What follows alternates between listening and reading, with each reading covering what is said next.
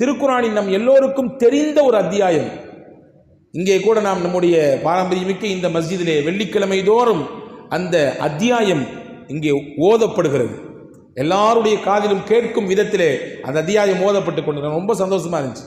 வெள்ளிக்கிழமை 12 மணிக்கே அந்த சூரா கஃபை போட்டு அதை இங்கே ஒளிபரப்பு செய்யப்படுகிறது. ரொம்ப அற்புதமான சூரா. அதனுடைய மகத்துவத்தை நாம் உள்வாங்கிவிட்டால் ஒரு காலமும் ஓதாமல் இருக்க மாட்டோம். ஒன்று புரிஞ்சு 3 சிறப்பை மட்டும் சொல்லுகிறேன். சூரத்துல் கஹ்ஃபினால் கிடைக்கக்கூடிய 3 சிறப்பை மட்டும் சொல்கிறேன், உள்வாங்கிக் கொள்ளுங்கள். நான் சொல்லுவதுண்டு, இந்த கஹ்ஃப் சூராவை பற்றி பேசும் பொழுதெல்லாம் சொல்லுவேன், நீங்கள் ஓதுங்கள். குறைந்தபட்சம் உங்களால் முடியவில்லை என்றால் உங்கள் வீட்டில் ஒருவதாவது. Karim's biryani paradise at liberty and catering services, கோடம்பாக்கத்தின் அறுசுவை அடையாளம். ஓத வையுங்கள். உங்கள் வீட்டில் ஒருவரையாவது வெள்ளிக்கிழமை தினத்திலே ஓத வைத்து விடுங்கள். காரணம் என்னவென்றால், முஸ்னத் அஹமதிலே ஒரு ஹதீஸ் வந்திருக்கிறது. மன் ஹஃபில 10 ஆயத்தம் மின் அவ்வலி சூரத்தில் கஹ்ஃப், யார் சூரா கஹ்ஃபினுடைய முதல் 10 வசனங்களை மனனம் செய்கிறாரோ, சூரா கஹ்ஃபினுடைய முதல் 10 வசனங்களை யார் மனனம் செய்கிறாரோ, உஸிம மின் ஃபித்னத்தி தஜ்ஜால், தஜ்ஜாலுடைய சோதனைக்கு அவர் ஆட்பட மாட்டார். அல்லாஹ் பாதுகாத்துருவான். அவர் வாழும் காலத்தில் தஜ்ஜால் வந்தாலும் கூட அல்லாஹ் இந்த வசனங்களை வைத்து அல்லாஹ் பாதுகாப்பான். தஜ்ஜாலுடைய காலம் எப்படி இருக்கும் நமக்கு தெரியும். ஒருவர் காலையில் முஸ்லிமாக இருப்பார், மாலையில் காஃபிராகி போய்விடுவார். தஜ்ஜாலுடைய காலம் என்பது உச்சபட்சமான ஃபித்னாவின் காலம், உச்சபட்சமான சோதனையின் காலம். அவன் எந்த ஆசை வார்த்தைகளை சொல்லி மக்களை அழைக்கிறானோ அந்த ஆசை வார்த்தைகளுக்கு பின்னால் போனவர்கள் எல்லாம் அவனுக்கு வழிபட்டவர்களாக, காஃபிர்களாக, இறை மறுப்பாளர்களாக மாறி போய்விடுவார்கள். ரசூலுல்லாஹ் சொன்னாங்க, அந்த கெடுதியிலிருந்து சோதனையிலிருந்து பாதுகாப்பு வேணும்னா சூரா கஹ்ஃபினுடைய முதல் 10 வசனங்களை மனனம் செய்யுங்கள் என்றார்கள் பெருமானார் ஸல்லல்லாஹு அலைஹி வஸல்லம். அது மட்டுமல்ல, ரசூலுல்லாஹ் சொன்னாங்க, ஃபஹுவ மஅசூமுன் இலா 8 ஐயாம் மின் குல்லி ஃபித்னா, யார் ஒரு வாரம் வெள்ளிக்கிழமை சூரா கஹ்ஃப் ஓதுவாரோ அந்த ஓதிய நாளிலிருந்து அடுத்த வாரம் வரும் வரை அல்லாஹ் அவருக்கு பாதுகாப்பு, ப்ரொடெக்ஷன் கொடுத்துறான். அல்லாஹ் தன்புறத்திலிருந்து பாதுகாப்பு. எல்லா சோதனைகள், எல்லா ஆபத்துகள், முசீபத்துகளிலிருந்து அந்த சூரா அவரை அரணாக வந்து நின்று காக்கும் என்றார்கள் பெருமானார் ஸல்லல்லாஹு அலைஹி வஸல்லம். இது 2வது முக்கியமான சிறப்பு. சூரா கஹ்ஃபினுடைய 3வது முக்கியமான சிறப்பு தபரானி ஷரீஃபிலே வந்திருக்கிறது. கானத் லஹு நூரன் மின் மகாமிஹி இலா மக்கா, அந்த சூரா கஹ்ஃபே அவருக்கு ஒளியாக இருக்கும், பேரொளியாக இருக்கும்.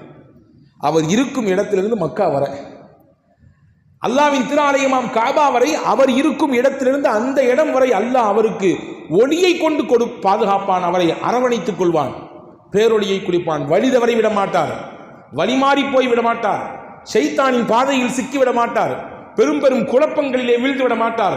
காரணம், அல்லாஹ்வின் பேரொளியை கொண்டு அல்லாஹ் அவருக்கு அரவணைப்பை கொடுக்கிறான் என்றார்கள் பெருமானார் ஸல்லல்லாஹு அலைஹி வஸல்லம். இந்த 3 சிறப்பும் முக்கியமானது. நிறைய இன்னும் சிறப்புகள் இருக்குது. இங்க சொல்ல வர செய்தி என்னன்னா, சூரா கஹ்ஃபுக்கு எதற்கு இவ்வளவு பெரிய பலன், எவ்வளவு பெரிய ஒரு நல்ல ஒரு உயர்வை பெருமானார் ஸல்லல்லாஹு அலைஹி வஸல்லம் போற்றி பேசுகிறார்கள். அந்த சூரா கஹ்ஃபிலே வரக்கூடிய முக்கியமான கதாநாயகர்கள் யார்? இளைஞர்கள், தோழர்கள். அந்த தோழர்கள் என்ன செய்தார்கள்? தங்கள் ஈமானை பாதுகாப்பதற்காக வேண்டி குகைக்குள்ளே ஒதுங்கினார்கள். தாங்கள் கொண்டிருக்கக்கூடிய நம்பிக்கையிலிருந்து வெளியேறிவிடக்கூடாது என்பதற்காக வேண்டி தங்களையும் தங்களுடைய ஈமானையும் பாதுகாப்பதற்காக வேண்டி குகைக்குள்ளே ஒதுங்கினார்கள். அல்லாஹ் சொல்கிறான், ஃபலபிஸூ ஃபீ கஹ்ஃபிஹிம் 300 சினீன வஸ்தாது 309 ஆண்டுகள் தூங்கினார்கள். அல்லாஹ் தூங்க வச்சான். நீங்கள் பார்க்குறதெல்லாம் பார்த்தா தெரியுது, 3 மணி நேரம் தூக்கமே எங்களுக்கு பெரிய ப்ராடாக இருக்குன்றீங்களா? 309 வருடம் அல்லாஹ் தூங்க வைத்தார். 309 வருடம் தூங்கி முடித்து விட்டு எழுதி சொன்னார்கள், காலையில் தூங்கிட்டு சாயந்தரம் எந்திரிச்ச மாதிரி இருக்குல்ல அப்படிங்க. காலையில் தூங்கிட்டு சாயந்தரம் எந்திரிச்சா எப்படி இருக்கும் அது மாதிரி இருக்குல்ல அப்படின்னா.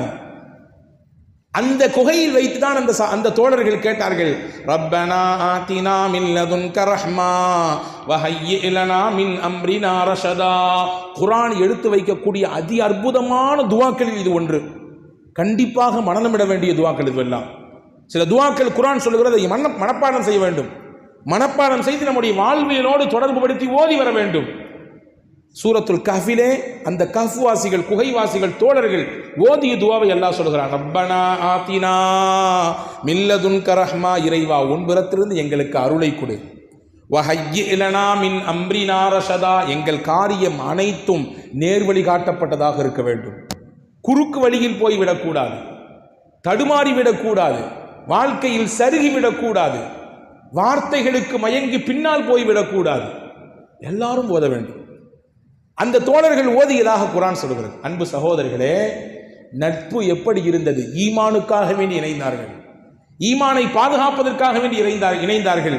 அந்த இணைப்பை அல்லாஹ் கியாமத்து வரை சிறந்த இணைப்பு என்று அங்கீகரித்து அல் குர்ஆனிலே பதிவும் செய்தான். எனவே அன்பு சகோதரர்களே, இப்படிப்பட்ட தோழர்கள் இருக்க வேண்டும் என்பதை நாயகம் உள்ளுணர்ந்து தன்னுடைய சஹாபா பெருமக்களை அப்படி உருவாக்கினார்கள். உலகத்தில் இருக்கும் பொழுதே சில பேர்த்துக்கு சொர்க்கத்தை கொண்டு நன்மாராயம் சொன்னாங்க, நமக்கு தெரியும். உலகத்தில் இருக்கும் பொழுதே சில பேர்த்துக்கு இவங்கெல்லாம் சொர்க்கவாதி என்று அடையாளப்படுத்தினார்கள். ஆயிஷா ரலியல்லாஹு தஆலா அன்ஹா அவங்களுடைய ஒரு அறிவிப்பு இருக்கிறது. பெருமானார் ஸல்லல்லாஹு அலைஹி வஸல்லம் ஆயிஷா அம்மாவை சொன்னாங்க, தகல்துல் ஜன்னத ஃபஸமிஅது ஃபீஹா குர்ஆனன். நான் சொர்க்கத்துக்கு போன ஆயிஷா, அல்லாஹ் எனக்கு கனவுலேயே அந்த இல்ஹாமிலே சொர்க்கத்தை காட்டினான். அப்படி சொர்க்கத்துக்குள்ள அப்படி சுத்தி வரும் பொழுது உள்ள யாரோ உட்கார்ந்து குர்ஆன் ஓதிட்டு இருக்கிறா. குர்ஆன் ஓதுற சத்தம் என் காதுல கேட்குது. அற்புதமான குரல், எவ்வளவு அழகான குரல். அந்த குரலில் ஓதக்கூடிய அந்த அந்த வசீகர அந்த குரல் என்னை என்னவோ பண்ணியது. மன்ஹாதா, நான் கேட்டேன், யாருங்க குர்ஆன் ஓதிட்டு இருக்கா அப்படின்னு. மலக்குகள் சொன்னார்கள், காலு ஹாரிஸத் இப்னு நுஅமான், உங்கள் தோழர்களில் ஒருவர் ஹாரிஸா தான் குர்ஆன் ஓதிட்டு இருக்கார். உங்கள் தோழர்களில் ஒருவர் ஹாரிஸா தான் குர்ஆன் ஓதுகிறார். இப்போ நான் அப்போ அங்கே வச்சு சொன்னேன், கதாலிக்கல்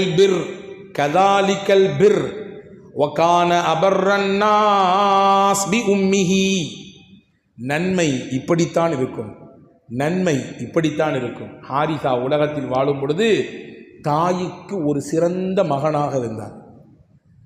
தாய்க்கு பணிவிடை செய்வதிலே, தாயின் மீது கரிசனம் காட்டுவதிலே, தாய்க்கு அன்பை கொடுப்பதிலே, தாயை அரவணைத்துக் கொள்வதிலே, தாயினுடைய துவாவை பெறுவதிலே ஹாரிசாவுக்கு நிகர் ஹாரிசா தான். அப்படி உளுந்து பார்த்துக்கிட்டார் தாயை. அதனாலே அல்லாஹ் அவருக்கு சொர்க்கத்தை தரப்போறான்றதை முன்னாடி எனக்கு காமிச்சு கொடுக்காங்க சல்லாஸ். அன்பு சகோதரர்களே, தாயின் மீது அக்கறை உள்ள ஒரு மனிதராக முஸ்லிம் இருக்க வேண்டும் என்பதற்கு பெருமானாரின் வழிகாட்டுதல் நிறைய இருக்கிறது. அதற்கு முன்னுதாரணமாக எடுத்து காண்பிக்கிறார்கள் சஹாபாக்களில் ஹாரிஸத் இப்னு நுஅமான், தாயின் துவாவை பெற்றவர் இல்லையா? பெருமானார் ஸல்லல்லாஹு அலைஹி வஸல்லம் உலகத்தில் யாருமே சொல்லாத வார்த்தையை சொன்னாங்க, அல் ஜன்னத்து தஹ்த அக்தாமில் உம்மஹாத், சொர்க்கத்தை நீங்கள் தேடி தேடி அலையாதீர்கள், உங்களை பெத்த தாயின் காலில் தான் சொர்க்கம் இருக்கிறது. நாங்கள் உலகத்தில் யாரால சொல்ல முடியும் இந்த வார்த்தையை? இதைவிட ஒரு தாயை தூக்கி போட்டு யாரால் பேச முடியும்? தாயின் காலடியில் தான் சொர்க்கம், தாயின் துவா தான் உங்களுக்கு சொர்க்கத்தை வாக்கி தரும். தான் ஹசன் பஸ்ரி ரஹ்மஹுல்லா அவங்களுடைய தகப்பனார் வஃபாத்தான பொழுது அழுதாங்களாம், ரொம்ப தேம்பி தேம்பி அழுதாங்களாம். ஹசன் பஸ்ரி பெரிய அறிஞர், பெரிய மாமேதை. சீடர்கள்லாம் நீங்களே இப்படி அழுதா, நீங்களே இப்படி உடைஞ்சிடா, எங்களுக்கெல்லாம் என்ன பண்றது அப்படின்னு கேட்டாங்க. இப்போ ஹசன் பஸ்ரி ரஹ்மஹுல்லா சொன்னாங்களா, அல்லாஹ் சொல்லுகிறான், தாயும் தகப்பனும் சொர்க்கத்தினுடைய 2 வாசல். ஒரு மனிதன் சொர்க்கத்துக்குள்ளே நுழைவதற்கு 2 வாசலை அல்லாஹ் வைத்திருக்கிறான். ஒன்று அப்பா, இன்னொன்று அம்மா. அந்த 2ல் ஒரு வாசல் மூடி போச்சு எனக்கு, அந்த 2 வாசல்ல ஒரு வாசல் எனக்கு மூடிவிட்டது, இன்னும் இருப்பதே மிச்சம் ஒரே வாசல் தான். அதன் வழியாக எப்படியாவது சொர்க்கத்துக்குள் நுழைய வேண்டுமே என்ற ஏக்கம் தான், தவிப்பு தான் என்னை அழச் செய்தது என்றார்கள் ஹசன் பஸ்ரி ரஹ்மஹுல்லா. அன்பர்களே, பெற்றோரின் மீது, குறிப்பாக தாயின் மீது காட்டக்கூடிய அன்பும் அந்த அக்கறையும் அந்த பணிவிடையும் நமக்கு சொர்க்கத்தை வாங்கி தரும். அதன் நிதர்சனமாக ஹாரிஸத் இப்னு நுஅமான் ரலியல்லாஹு அன்ஹு அவர்கள் மூலமாக சொன்னார்கள். ஹாரிஸாவை பார்த்து ஜிப்ரீலே ஆச்சரியப்பட்டிருக்காங்க. ஜிப்ரீல் அலைஹிஸ்ஸலாம், வஹி கொண்டு கொடுக்கக்கூடிய ஜிப்ரீல் அலைஹிஸ்ஸலாம் ஆச்சரியப்பட்டிருக்காங்க. ஹுனைன் யுத்தம் நடந்து முடிஞ்சு ரசூலுல்லாஹ்ட்ட பேசிக்கிட்டே இருக்காங்க ஜிப்ரீல் அலைஹிஸ்ஸலாம். இப்போ அந்த வழியாக அந்த ஹாரிஸத் இப்னு நுஅமான் இவர் கடந்து போறாரு. இப்போ ரசூலுல்லாஹ் கேட்டாங்க, ஜிப்ரீல் கேட்டாங்க, யா ரசூலுல்லாஹ் இவர் யாருன்னு கேட்டாங்க. இவர் தான் ஹாரிசா. ஓ ஹாரிசா, இவர் தான் ஹாதிதா. அல்லாஹு அக்பர். இவருடைய சிறப்பு என்ன தெரியுமா யா ரசூலல்லாஹ்? இவருடைய சிறப்பு என்ன தெரியுமா? இந்த யுத்தத்திலே இன்னஹு மினல் மிஅத்தி ஸாபிரத்தி யௌமல் ஹுனைன், ஹுனைன் யுத்தத்திலே நிலைத்து நின்று புறமுதுகிடாமல் எதிரிகளை நேருக்கு நேர் நின்று பொறுமையோடு கடைசி வரை களத்தில் நின்றவர். அதற்கு பகரமாக அல்லாஹ் தகஃபலல்லாஹு பி அர்ஸாகிஹிம் ஃபில் ஜன்னா, சொர்க்கத்திலே இவர்களுக்கு ரிஸ்க் கொடுப்பதற்கு அல்லாஹ் முடிவு செய்து விட்டான். இவங்களுக்கான உணவை அல்லாஹ் சொர்க்கத்தை தர்றதுக்கு முடிவெடுத்துட்டான், தயார் செஞ்சுட்டான் அப்படின்னு சொல்லிட்டு ஒரு செய்தி சொன்னாங்க. அதில் ஜிப்ரீல் வலவு சல்லம ரதத்னா அலைஹி, நம்ம ரெண்டு பேரும் பேசிட்டு இருக்கோம்ல, அவர் போறாரு, ஒரு சலாம் சொன்னா நான் அவருக்கு பதில் சொல்லுவேன். நாங்கள் ஜிப்ரீல் அலைஹிஸ்ஸலாம் அவர் ஒரு சலாத்தை சொல்லிட்டு போனா நான் அவருக்கு பதில் சொல்லியிருப்பேன். நாங்கள் ஸல்லல்லாஹு அலைஹி வஸல்லம். இங்கே கவனிக்க வேண்டிய விஷயம் என்னவென்றால், ஜிப்ரீல் அலைஹிஸ்ஸலாம் ஒருவரின் சலாத்திற்காக ஏங்கினார்கள் என்றால் அவர் எந்த அளவு உருவாக்கப்பட்டிருப்பார். இந்த உருவாக்கத்தின் பின்னணியிலே யார் இருக்கிறார்கள்? பூமான் நபி ஸல்லல்லாஹு அலைஹி வஸல்லம் தான். நாயகத்தினுடைய பாசறை, நாயகத்தினுடைய அந்த உயர்ந்த தர்பியத், அதுதான் சஹாபாக்களை உயரத்திற்கு கொண்டு போனது. ஹதீஸிலே வருகிறது, சஹாபாக்கள் ரொம்ப பிரபலமான சஹாபி. இதை நான் இந்த பயானினுடைய செய்தியாகவே தருகிறேன், நிச்சயமாக நீங்கள் இதை உள்வாங்கிக் கொள்ள வேண்டும். அபூ தர்ருல் கிஃபாரி ரலியல்லாஹு அன்ஹு ரொம்ப பிரபலமான சஹாபி. இவர் பல ஹதீதுகளை அறிவிப்பு செய்திருக்கக்கூடிய சஹாபி. அவர்களை பற்றி பாராட்டி பெருமிதப்படுத்தி அவர்களுடைய உயர்வை தூக்கி பிடித்து பெருமானா ஸல்லல்லாஹு அலைஹி வஸல்லம் பல இடங்களில் பேசியிருக்காங்க. இந்த வானத்துக்கு கீழே பூமிக்கு மேலே ஒரு மிகச்சிறந்த நல்லவர், சிறந்த உண்மையாளர் அபூதர்ரை விட வேறு யாரும் இல்லைனாங்க ஸல்லல்லாஹு அலைஹி வஸல்லம். அபூதர் அவ்வளவு சிறந்தவர் என்று ஸல்லல்லாஹு அலைஹி வஸல்லம் சொன்னாங்க. ரசூல் ஸல்லல்லாஹு அலைஹி வஸல்லம் அவர்களும் அதே போன்ற ஜிப்ரீல் அலைஹிஸ்ஸலாம் அவர்களும் சேர்ந்து உட்கார்ந்து ஒரு நாள் பேசிட்டு இருக்கிறாங்க. பேசக்கூடிய சமயத்தில் அபூதருல் கிஃபாரி ரலியல்லாஹு அன்ஹு அந்த இடத்துல அப்படியே கடந்து போறாங்க. திர்மிதி ஷரீஃபில் இந்த ஹதீஸ் வந்திருக்கிறது. திர்மிதி இமாம் நவாதிருல் உசூல் என்ற அந்த தலைப்பின் கீழே இந்த ஹதீஸை கொண்டு வருகிறார்கள். ரசூலுல்லாவும் ஜிப்ரீல் அலைஹிஸ்ஸலாமும் உட்கார்ந்து பேசிட்டு இருக்காங்க. பேசிட்டு இருக்கும் பொழுது அபூதருல் கிஃபாரி ரலியல்லாஹு அன்ஹு அந்த இடத்த கிராஸ் பண்ணி போறாங்க. இப்போ ஜிப்ரீல் கேட்டாங்க, யார் ரசூலுல்லாஹ் போகிறது யாருன்னு தெரியுமா அப்படின்னு கேட்டாங்க. இப்போ ஆக்சுவலாக யார் கேட்கணும்? நபி தான் கேட்கணும், அப்படி தானே? நபியினுடைய தோழர் சஹாபி, நபி தான் ஜிப்ரீலுக்கு சொல்லிக் கொடுக்க வேண்டும் யார் போகிறா தெரியுமா அப்படின்னு. ஆனால் நேர ஆப்போசிட்டா ஜிப்ரீல் அலைஹிஸ்ஸலாம் யார் ரசூலுல்லாஹ் போகிறது யாருன்னு தெரியுதான்னு கேட்டாங்க. இப்போ ரசூலுல்லாஹ் திருப்பி கேட்டாங்க, அத்தாரிஃபூன அபூதர், அபூதர் உங்களுக்கு தெரியுமா? அபூதர் முன்னாடியே உங்களுக்கு தெரியுமா அப்படின்னு கேட்டாங்க ஸல்லல்லாஹு அலைஹி வஸல்லம். இன்னைக்கு ஜிப்ரீல் ஒரு வார்த்தை சொன்னாங்க, அது ரசூலுல்லாஹ்வுக்கு ரொம்ப பெரிய ஆச்சரியம் தந்தது. வல்லதி பஅஸக பில் ஹக் இன்ன அபூதர்ரின் அஅரிஃபு ஃபீ அஹ்லிஸ் ஸமாஇ மின்ஹு ஃபீ அஹ்லில் அர்த். அபூதர் இருக்கிறாரு, பூமியில உங்களோட பிரபலமாக இருப்பதை விட வானத்தில் மலக்குகளான எங்க வட்டத்தில் ரொம்ப ஃபேமஸான ஆளு, மஷ்ஹூரான ஆளு, பிரபலமான மனிதர் அவர். உங்கள்கிட்ட அந்த அளவுக்கு பிரபலத்தை பெற்றிருக்கிறாரோ இல்லையோ, மலக்குகளான எங்களிடத்தில் அவர் உயர்ந்தவர், பிரபலமானவர். ஆச்சரியப்பட்டான், உங்களிடத்திலே பிரபலமானவரா? அப்படி என்ன செய்தார் அவர்? நீங்கள் அவரை பிரபலப்படுத்திக் கொள்ளும் அளவிற்கு என்ன செய்தார் என்று கேட்டார்கள் பெருமானா ஸல்லல்லாஹு அலைஹி வஸல்லம். உடனே ஹஜரத் ஜிப்ரீல் அலைஹிஸ்ஸலாம் சொன்னாங்க, யா ரசூலல்லாஹ், அவர் ஒரு துவா ஓதுறாரு, ஒரு நாளைக்கு 2 தடவை ஓதுறாரு. காலையில் ஒருக்க ஓதுறாரு, மாலையில் ஒருக்க ஓதுறாரு. அந்த துஆ அல்லாஹ்வுக்கு பிடித்து போனது.